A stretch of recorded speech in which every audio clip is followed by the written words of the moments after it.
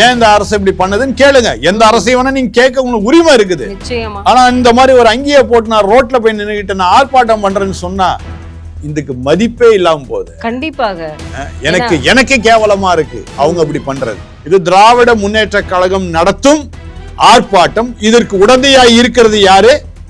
இந்த பேராயர்கள், கிறிஸ்தவ தலைவர்கள். ஆனா இப்படிப்பட்டவர்கள் என்ன பார்த்து என்ன கேக்குறாங்க? நீ சங்கீடான்னு என்ன சொல்றாங்க? அப்ப நீ என்ன பொங்கியா? நீ நேஷனல் ஆரோக்கியா எக்ஸ்போ அண்ட் நம்ம சென்னையில மணப்பாக்கத்தில் உள்ள Heartfulness Institute, Babuji Memorial Ashram, January 9 to 12. Click the link below and register. வெளிநாட்டு சட்டம் போல நம்முடைய சட்டங்கள் இல்லை. அதனால தான் தைரியமா ரோட்ல ஹெல்மெட் இல்லாம இன்றைக்கும் போயிட்டு இருக்கிறோம். நீங்க 10,000 ஃபைன் சொன்னா கூட காவல்துறை 10,000 ஃபைன் வாங்குறாங்களா?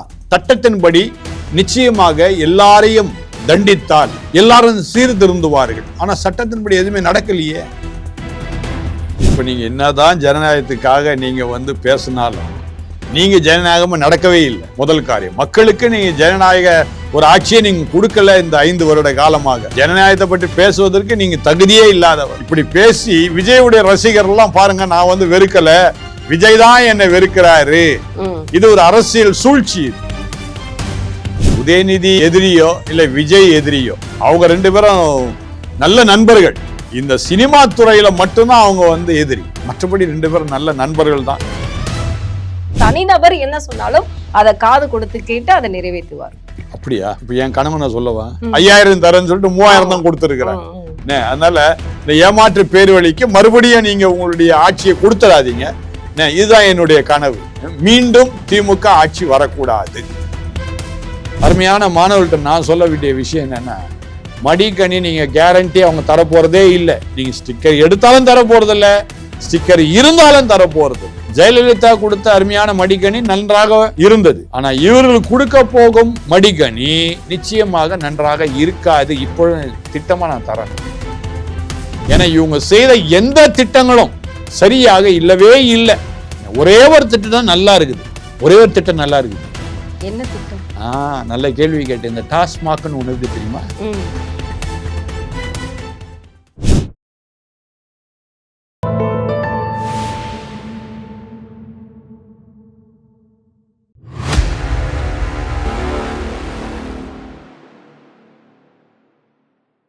தாமரை டிவி நேயர்களுக்கு அன்பான வணக்கம். இன்று நமது நேர்காணலில் சிறப்பு விருந்தினர் ஆர்ச்சி பிஷப் குணசேகரன் சாமியல் அவர்கள் நம்முடைய இணைந்திருக்கிறார். அவரோடு பேச பல விஷயங்கள் இருக்கு, வாங்க பேசலாம். வணக்கம் ஃபாதர். நம்ம ஏற்கனவே திருப்பரங்குன்ற விவகாரத்தை பத்தி நம்ம பேசியிருந்தோம். அதுல என்ன மாதிரியான தீர்ப்புகள் வரும் அப்படிங்கறதையும் நீங்க முன்கூட்டியே நீங்க வெளிப்படையாக சொல்லியிருந்தீங்க. ஆனா அந்த விவகாரத்திற்கு இன்னைக்கு GR சுவாமிநாதன் ஐயா அவர்கள் ஒரு கேள்வி எழுப்பியிருக்கிறாரு. நீங்க நீதிமன்றத்தினுடைய உத்தரவை நிறைவேற்ற முடியுமா முடியாதா அப்படின்னு ஒரு கேள்வி எழுப்பியிருக்காங்க. தீபம் ஏத்துறதுக்கு யார் தடையாக இருக்கிறாங்க? அமைச்சர் சேகர் பாபுவா அப்படிங்கிற கேள்வியையும் டைரக்டாவே வச்சிருக்கிறாரு. இதை நீங்க எப்படி பாக்குறீங்க? இந்த விவகாரம் ஏன்னா மேல்முறையீடுக்கு போவதாக தமிழக அரசு திரும்பவும் சொல்லியிருக்கு. இதை நீங்க எப்படி பாக்குறீங்க? அதை தான் எப்போ நான் திரும்ப சொல்லுவேன். என்றும் மதிக்காத ஒரு கட்சியாக, ஒரு அரசாங்கமாக இருக்கின்றது. இதில் நம்ம நல்லா புரிந்து கொள்ளணும். இது மதத்தின் அடிப்படையில் நடக்கக்கூடிய ஒரு விஷயம். அதுவும் விசேஷமாக இந்து மதத்தின் கீழாக. இன்னைக்கு இந்திய தேசத்தில் இந்து தேசம், அது இந்திய தேசமே இந்து தேசம். நான் ஆங்கிலத்திலும் சொல்கிறேன், அதை சமஸ்கிருதத்திலையும் சொல்கிறேன். இந்துன்றது சமஸ்கிருத வார்த்தை, சரிங்களா? இந்தியான்றது இங்கிலீஷ் வார்த்தை. ஆக ரெண்டுமே இந்தியாவை தான் குறிக்குது.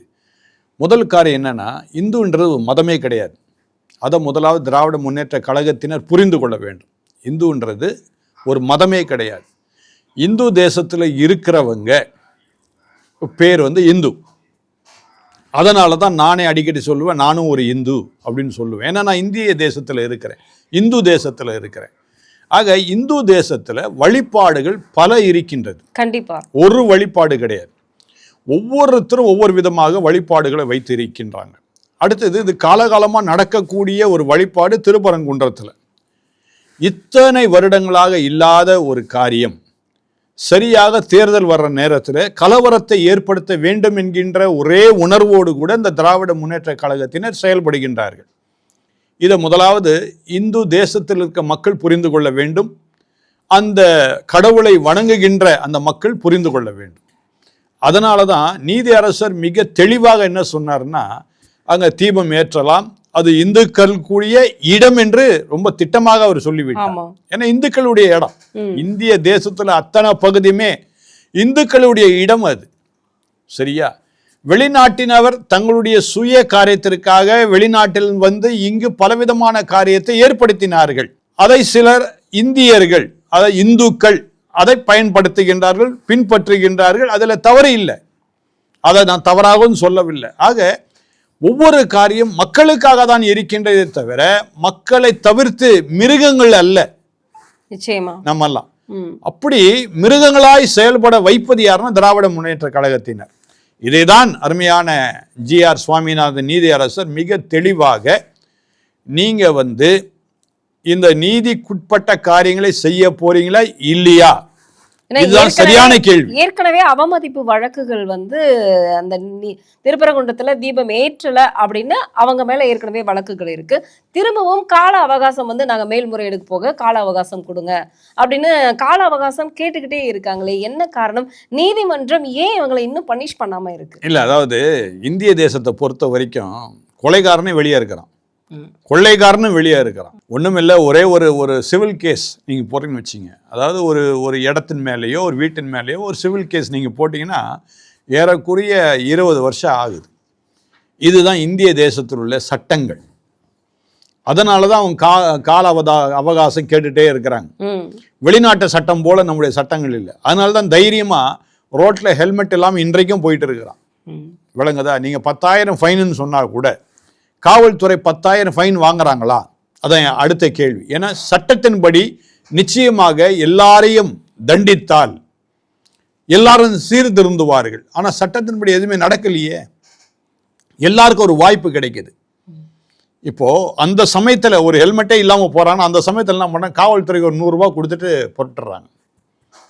உண்மையாகவே அந்த ஹெல்மெட் இல்லைன்னா 1000 ரூபாய் ஃபைன் போட்டால் தினமும் பல ஆயிரங்கள் இந்த சட்டத்தின் கீழாக நிச்சயமாக அரசாங்கத்துக்கு வரும். ஆனா அரசாங்கத்துக்கு வரமாக தனிப்பட்ட காவல்துறைக்கு போகின்றது. இப்படிப்பட்ட காரியங்கள் இந்தியாவில் நடக்கின்றது. அதனால்தான் இந்திய சட்டங்களாக இருந்தாலும் அவைகள் சரியான முறைப்படுத்தாத நிலையிலே மக்களுக்கு சாதகமாக இருந்து கொண்டிருக்கின்றது. அப்படிதான் திராவிட முன்னேற்ற கழகம் தங்களுக்கு சாதகமாக இதை பயன்படுத்தி கொண்டிருக்கின்றால். அதனால சரியா அருமையான நீதி அரசர் கேட்ட கேள்வி சரியான கேள்வி. அதுவும் இந்து அறநிலையத்துறை அமைச்சர் யாரு? சேகர் பாபு. அதனால குறிப்பிட்டு அவரை சொல்வது சரியான வார்த்தை என்று சொல்லி நான் சொல்ல முடியும். இப்போ இன்னைக்கு அந்த கள்ளத்தி மரத்துல நம்ம ஏற்கனவே அந்த விவகாரத்தை நம்ம பேசியிருந்தோம். அந்த சந்தனக்கூடு அந்த விழாவுக்கு வந்து அந்த கள்ளத்தி மரத்தில் அந்த கொடி ஏற்றத்தில் வந்து யாரு அனுமதித்தது, அந்த இடம் வந்து தர்காவிற்கு சொந்தம்னு யாரு சொன்னது, அதற்கான நடவடிக்கைகள் என்ன எடுத்திருக்கீங்க அப்படிங்கிறதையும் வந்து ஒவ்வொரு கேள்வியாக ஜி.ஆர். சுவாமிநாதன் ஐயா அவர்கள் வந்து தெளிவாக கேள்வி எழுப்பியிருக்கிறாரு. ஆனா இது அனைத்திற்கும் பதில் சொல்லாமல் எங்களுக்கு வந்து கால அவகாசம் கொடுங்க அப்படின்னு சொல்லி கேட்டுட்டு இருக்காங்க. ஆனா அதற்கும் வந்து சட்டத்துறை அமைச்சர் ரகுபதி அவர்கள் வந்துட்டு என்ன சொல்லியிருக்கிறாருன்னா, இந்த மாதிரி கேள்விகள் எல்லாத்தையும் வந்து நாங்க சுப்ரீம் கோர்ட்ல போய் நாங்க வந்து வைக்க போறோம், அதுக்கான பதில் நாங்க அங்க சொல்லுவோம்னு சொல்றாரு. என்ன சொல்ல போறாங்க? இப்படிதான் ஏதாவது ஒன்று சொல்லிக்கிட்டே இருப்பாங்க. ஏன்னா அவங்க வீட்டுக்கு போறாங்க, அவங்களுக்கு திட்டமா தெரிஞ்சு போச்சு, வீட்டுக்கு போறாங்க. நேற்று கூட குமரி மாவட்டத்தில் நான் இருந்தேன். அங்கே உள்ள மக்களுடைய இயல்புகளை தெரிந்து கொள்வதற்காக சிலரோடு கூட நான் பேசி கொண்டிருந்தேன். இந்த ஆட்சி எப்படி இருக்கின்றது, ஏன்னா நான் இப்போ நிறைய விமர்சனங்கள் சொல்லிக்கிட்டே இருக்கிறேன். ஆனால் மக்கள் பார்வையில் எப்படி இருக்கின்றது இந்த ஆட்சி நான் தெரிந்து கொள்ள வேண்டும் என்பதற்காக இதை நான் கேட்டேன். நான் பார்த்த மக்களிடத்துல கேட்டேன். நான் அப்போ அத்தனை பேரும் சொன்ன ஒரு காரியம் என்னவென்றால், நீங்கள் சிறப்பாக பேசுகின்றீர்கள், நேர்மையான காரியத்தை சொல்லுகின்றீர்கள், உண்மையான காரியத்தை சொல்லுகின்றீர்கள், திராவிட முன்னேற்ற கழகம் சரியில்லை. ஆக இவர்கள் இந்த சட்டத்துறை அமைச்சராக இருக்கட்டும், இல்லை இந்து அறநிலையத்துறை அமைச்சராக இருக்கட்டும், எந்த அமைச்சராக இருந்தாலும் நிச்சயமாக வீட்டுக்கு போவது நிச்சயமாகி விட்டது. நாய் சாகும் போதே குலைச்சிக்கிட்டே சாகும், பார்த்துருக்கீங்களா நீங்கள்? கத்திக்கிட்டே சாகும். அந்த மாதிரி இது சாக போகிற நிலைமை அவங்களுடைய நிலைமை. ஆக இப்போ அவங்க வீட்டுக்கு போகிறாங்க, அப்படி கத்திக்கிட்டே தான் இருப்பாங்க. இவங்க சொல்றதால எதுவும் நடக்க போறது கிடையாது. இல்ல ஆனா இப்ப அவர் பேசின விஷயத்த கூட சுடுகாடு அந்த பிணம் எரிக்கிறது அததான் நான் பேசுனத, சொல்ல வரேன். அதையும் வந்து அவர் வந்து தான் பேசியது தவறு அப்படின்னு வந்து ஒரு சட்டத்துறை அமைச்சர் வந்து ஒத்துக்கவே இல்லை. நீதிமன்றம் கொடுத்த தீர்ப்பு கூட சட்டத்திற்கு விரோதமானது அப்படின்னு அவர் சொல்லியிருக்கிறாரு. இதற்கு யாருமே வந்து கருத்துக்களையும் வந்து அவர் மேல ஒரு அவதூறு வழக்குகள் போட்டிருக்காங்க. பட் இருந்தாலும் வந்து இந்த விஷயத்த பத்தி யாருமே கேள்வி எழுப்பவே இல்லையே. நான் பேசணும். நான் ஒரு 2-3 இதில் நான் பேசியிருக்கிறேன். இந்த மாதிரி அவர் சுடுகாடையும் கோவிலையும் ஒரே விதமாக பார்க்கக்கூடாது என்று சொல்லி அதை நான் பேசியிருக்கிறேன். 4-5 இடத்துல பேசியிருக்கிறேன். ஆக அது அவர் அப்படி சொன்னது மிக மிக தவறான ஒரு வார்த்தை. அது கொச்சப்படுத்திய ஒரு வார்த்தை. அதை ஒரு அமைச்சராக இருந்து அவர் சொல்வது இன்னும் இது திராவிட முன்னேற்ற கழகத்துக்கு ஒரு கேவலமான ஒரு காரியம். ஆனால் அவங்களுக்கு எதுவுமே கேவலமாக தெரியல. அவங்க செய்கிறதெல்லாம் என்னமோ மக்களுக்காக செய்கிறன்னு நினச்சி பேசுகிறன்னு நினச்சி பேசிகிட்டு இருக்கிறாங்க. ஆனால் இப்போது சுடுகாட்டில் தான் பணத்தை எரிக்கணும் அப்படின்னா அவர் சொல்கிறது நியாயம்தான். ஆனால் அப்படின்னா சுடுகாட்டில் தானே பணத்தையும் புதைக்கணும். அப்படி இருக்கும் பொழுது ஏன் மெரினாவில் வந்து கருணாநிதி? நல்ல ஒரு கேள்வி கேட்டீங்க. இப்போ மறுபடியும் நீங்கள் இதை சொல்லும் போது எனக்கு ஞாபகம் வருகிறது. அருமையான நம்முடைய முன்னாள் முதலமைச்சர் எடப்பாடி பழனிசாமி அவர்கள் எவ்வளோ போய் இவங்க கெஞ்சினாங்க. கண்டிப்பா ஏறக்குறைய 2 நாளோ 3 நாளோ போய் விடாமுயற்சியாக கெஞ்சி கூத்தாடி எப்படியாவது இந்த கடற்கரையில் வைக்க வேண்டும் என்று சொல்லி விரும்பி மண்டியிட்டது எல்லாருக்கும் தெரிந்த ஒரு விஷயம். தூய்மை பணியாளர்கள் கூட ஆமா போராட்டம் பண்ணாங்க இதுக்காக. ஆக இப்போ இதுல இருந்து என்ன தெரியுது, இவர்கள் வந்து கல்லறையில் அடக்கம் பண்ணப்பட போறதில்ல.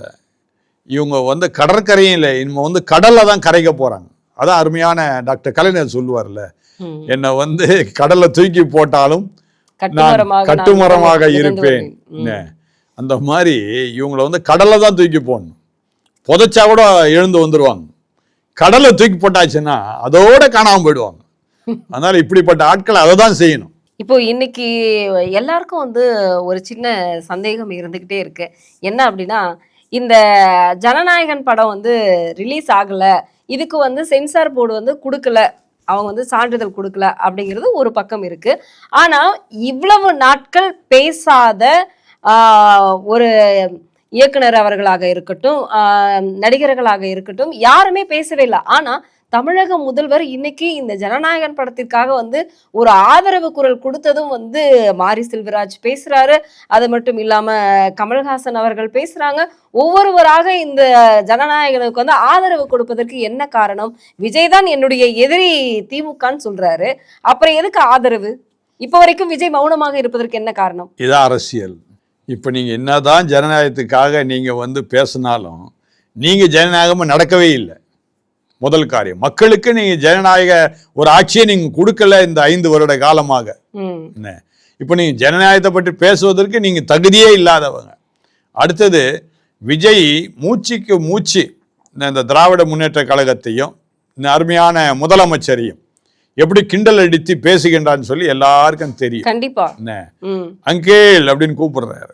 இந்த அங்கிள் இந்த கூப்பிடுறது கூட அது எப்படி கூப்பிடுறாரு அப்படின்னு நம்ம அதை பார்க்கணும். அதை அவர் என்ன சொல்றாருன்னா, ஒரு நக்கலாகன்னு சொல்லுவாங்கல்ல இந்த வார்த்தை, கொச்சை வார்த்தையில சொல்ல, நக்கலாக பேசுறான் அவன்.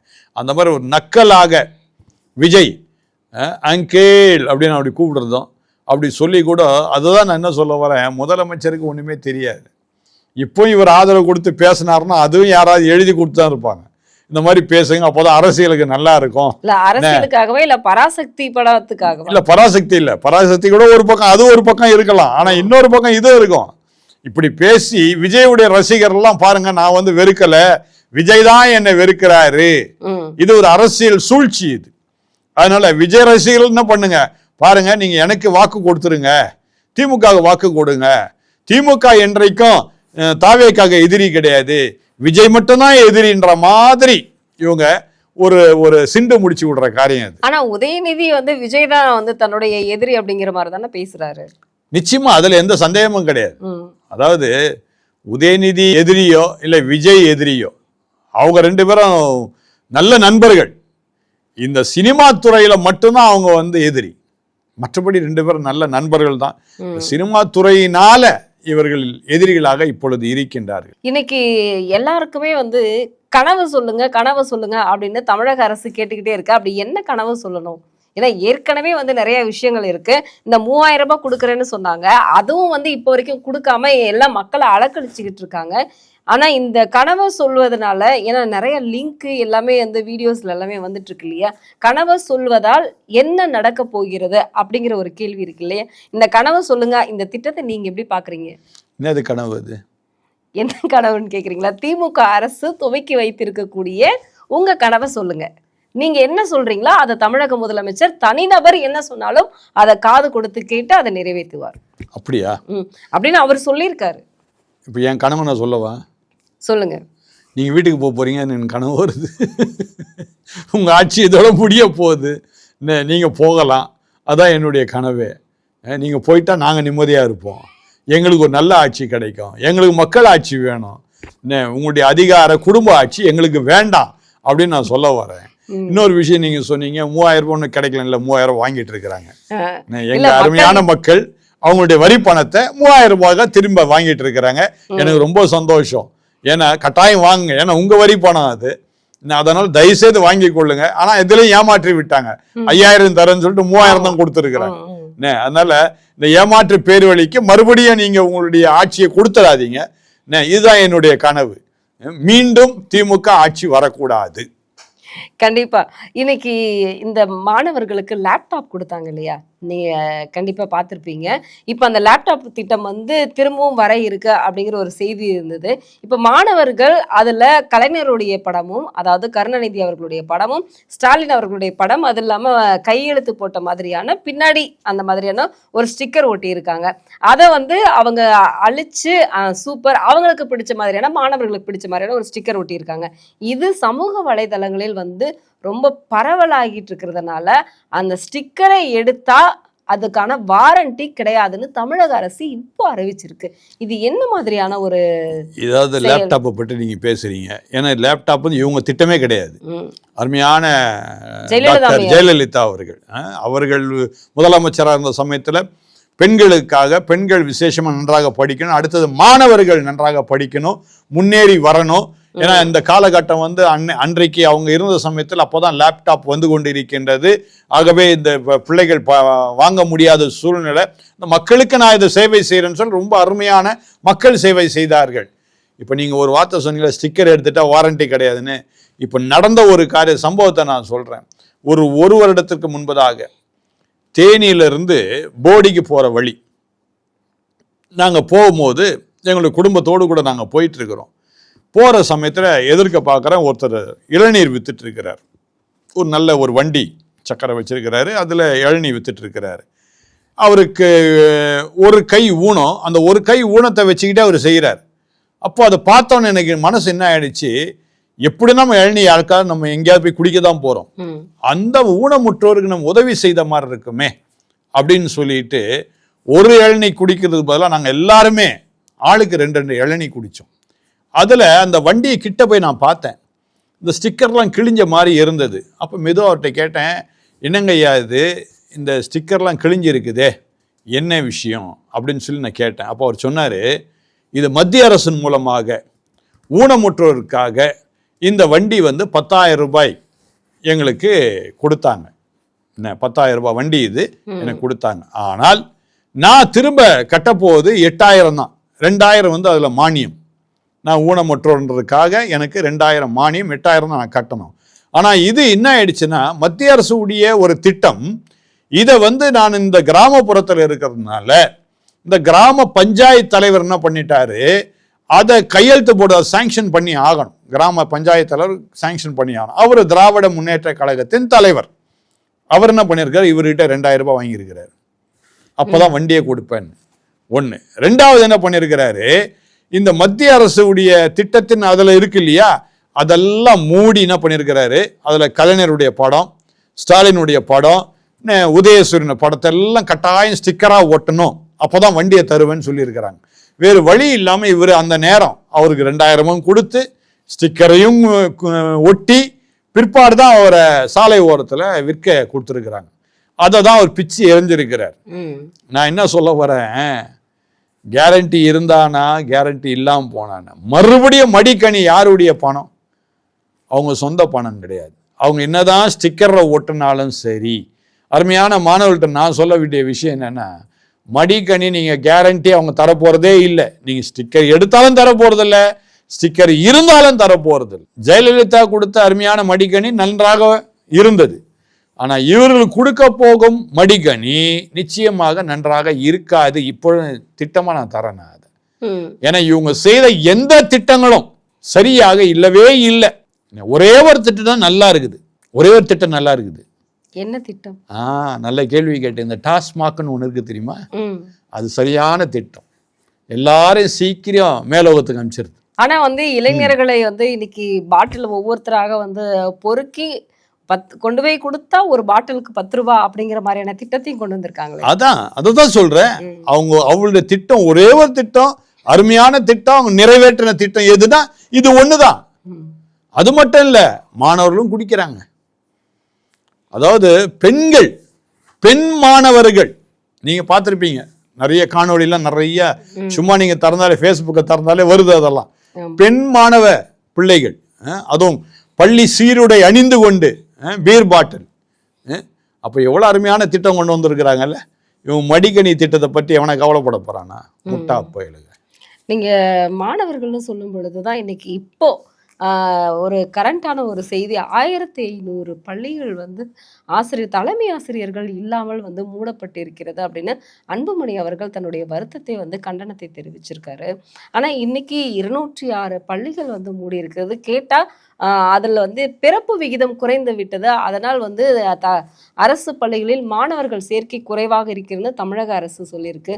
இது உண்மையாலுமே பிறப்பு விகிதம் குறைந்ததால் தான் இந்த அரசு பள்ளிகள் மூடப்பட்டதுன்னு நீங்க நினைக்கிறீங்களா? பிறப்பு விகிதம் இல்ல, மாணவர்கள் சேர்க்கை குறைந்தது.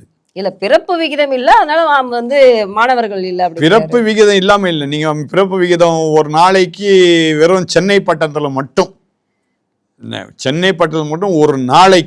ஒரு நாளைக்கு ஏறக்குறைய 100 குழந்தைகள் பிறக்கின்றது சென்னை மாநகரத்தில் மட்டும். அப்போ பிறப்பு விகிதம் குறையில, சேர்க்கை விவரம் குறைகிறது. இன்னைக்கு அதே அநேகர் இப்போ அரசாங்க பள்ளிகளுக்கு பிள்ளைகளை அனுப்புவதே இல்லை. ஏன் நான் வெளியே போயிட்டு மற்றவங்களை பற்றி நான் பேசிட்டு இருக்கணும்? என்னுடைய சொந்த பேரனை என்னுடைய பிள்ளைகள் என்ன சொன்னாங்கன்னா, நாங்கள் அரசாங்க பள்ளியில் தான் சேர்க்க போகிறோம், சக மாணவனாக அவன் இருக்க வேண்டும், எப்படி நான் எல்லாரோடு பழகிறேன்னு அந்த மாதிரி என் பேரனும் நல்லா எல்லாரோடு பழகணும் அப்படின்னு சொல்லி என்னுடைய பிள்ளைகள் சொல்லிட்டு இருந்தாங்க.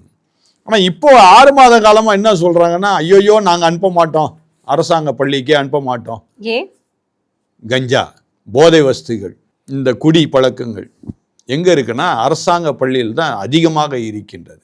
அரசாங்க ஆசிரியர்களை நாங்கள் கேட்குறோம், ஏன் நீங்கள் இதெல்லாம் கண்டிக்க மாட்டீங்கன்னு கேட்டால், ஐயோயோ டேய் அப்படின்னு அவனை திட்டினாலே உடனே நான் சொல்கிறேன் உன் மேலே கேஸை போடுவேன் அப்படிங்கிறான். நான் அவங்களை கண்டிக்கவும் முடியல, அவனை கேள்வியே கேட்க முடியல, அவன் என்னத்தையா பண்ணிட்டு போட்டோம். அமைச்சர் என்ன சொல்கிறாரு, எங்களுக்கு ஸ்கூலுக்கு நீங்கள் நிறைய பிள்ளைகளை கட்டாயம் சேர்த்ததாக கணக்கு காட்டி ஆகணும் அப்படின்னு அமைச்சருடைய சட்டம்.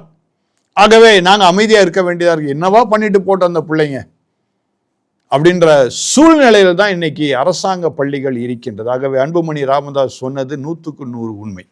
ஆனா உச்சநீதிமன்றம் ஒரு கணக்கு சொல்லியிருக்க, 40 லட்சம் பள்ளிகள் மாணவர்கள் இது தனியார் பள்ளிகளில் சிபிஎஸ்இ பள்ளிகளில் படிக்கிறாங்க, அரசு பள்ளிகளுடைய விகிதம் குறைஞ்சிருக்குன்னு உச்சநீதிமன்றம் சொல்லியிருக்கு. ஆனால் இப்போ வரைக்குமே அரசு பள்ளிகளில் எந்த ஒரு மாணவர்களுடைய சேர்க்கையும் இந்த 5 ஆண்டுகளில் அதிகமாகவே இல்லையே. ஆகாதுங்க, எப்படி ஆகும்? மூடிட்டே தான் இருக்கிறாங்க. கணக்கு காட்டணும் அப்படின்னா அந்த மாதிரி எந்த ஒரு தகவலுமே இல்லையே. அததான் நான் சொல்றேங்க. கல்வி அமைச்சரால் காட்ட முடியுமா? கல்வி அமைச்சரால் காட்ட முடியுமா? அடுத்து சிறுபான்மை கல்வின்னு இருக்குது, அங்கதான் அந்த பள்ளிகள் தான் மாணவர்கள் சேர்றாங்க. ஆனா அடுத்த பிரச்சனை என்னன்னா, அந்த மாதிரி பள்ளிகளில் அங்க வேலை செய்கின்ற ஆசிரியர்கள், பேராசிரியர்கள் அவர்களுக்கு இன்னைக்கு வரைக்கும் பென்ஷன் கொடுக்கறது இல்லை. அவங்களுடைய சம்பளம் அறிவிப்பது எதுதான் சொல்லல. நான் என்ன சொல்றேன், அந்த அறிவு அந்த பென்ஷன் நான் கேட்கல. ஏறக்குறைய பழைய இதுலயே இருக்கிறாங்க, பழைய பென்ஷன்லயே இருக்கக்கூடியவர்களுக்கே இன்னும் பென்ஷன் வந்து சேரல. பழைய பென்ஷன் இன்னும் வந்து சேரல. 2 வருஷமா ரிட்டையர் 2 வருஷம் இருக்கிறாங்க, 3 வருஷம் அவங்களுக்கு வந்து சேரல. அதே வண்ணமாக அவங்களுக்கு சேலரி அரியஸ் இன்னும் வந்து சேராம இருக்குது. இப்படி எல்லாம் கஷ்டப்பட்டு இருக்கிறாங்க இந்த கல்வித்துறையில இருக்கிறவங்க.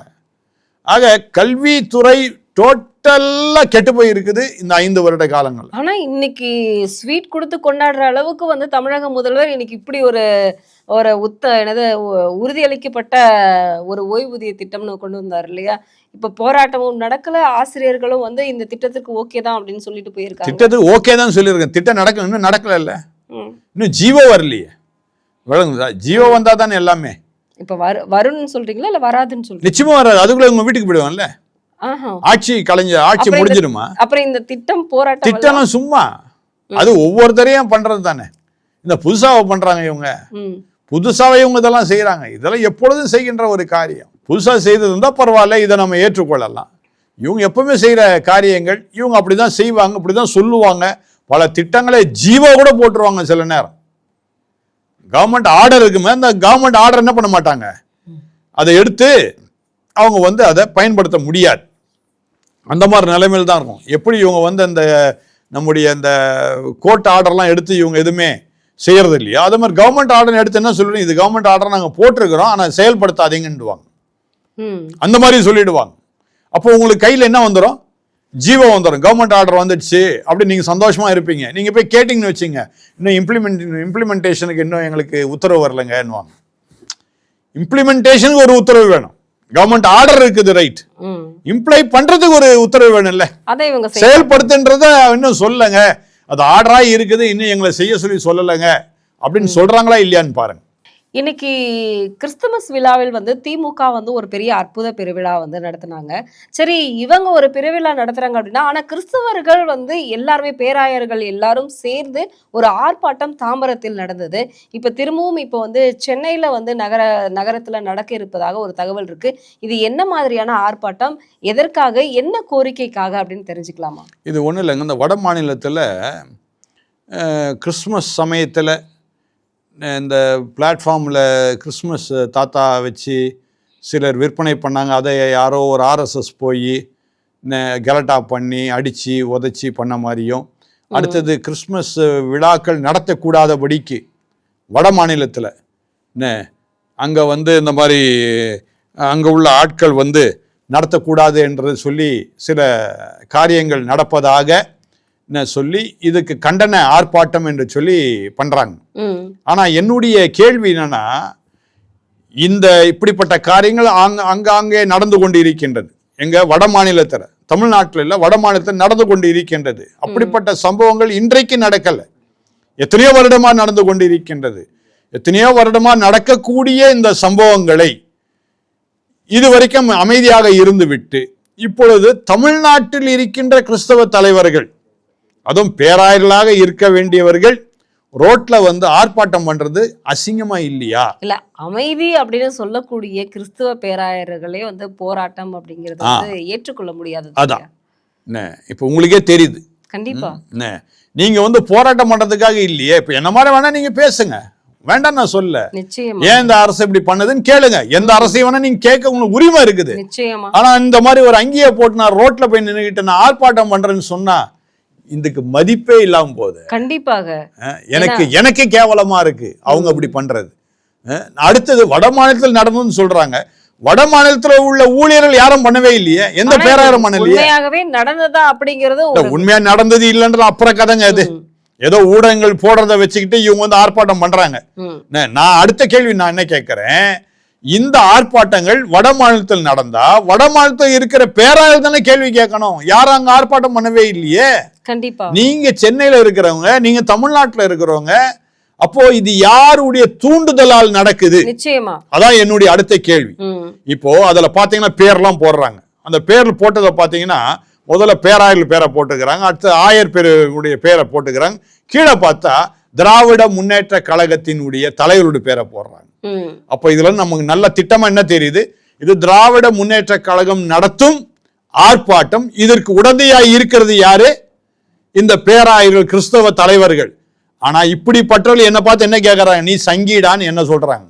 அப்ப நீ என்ன பொங்கியா நீ, நான் கேட்கறேன் திருப்பி. இல்ல இத இப்ப நீங்க சொல்வதை பார்த்தால், ஏன்னா இப்போ தாவேகா தலைவர் விஜய் அவர்கள் சிறுபான்மையினர் ஓட்டை கிறிஸ்தவர்கள் ஓட்டை வந்து எடுத்துக்கொண்டு போய்விடுவார் அப்படிங்கிற மாதிரியான ஒரு கருத்து கணிப்பு வெளியானது. அதற்காக இப்போ வந்து இந்த மாதிரியான ஒரு ஆர்ப்பாட்டங்களே வந்து, ஏன்னா இஸ்லாமியர்களோடு திருப்பரங்குன்றத்தில் ஏற்படுத்த முயற்சி செஞ்சாங்க, அதுக்கு திமுக ஒரு பெரிய கொட்டு வச்சது. அதுக்கு இப்ப இந்த மாதிரியான ஒரு நிகழ்வை வந்து அதுவும் அமைதியாக ஒற்றுமையாக இருக்கணும்னு சொல்லக்கூடிய ஒரு கிறிஸ்தவ மதமே இந்த மாதிரி செய்யுது அப்படிங்கறதே ஆச்சரியமா இருக்கு. அதான் எனக்கு கேவலமா இருக்கு. இந்த கிறிஸ்தவ தலைவர்களுக்கு அறிவில்லையா? அவன் வீட்டுக்கு போறான்.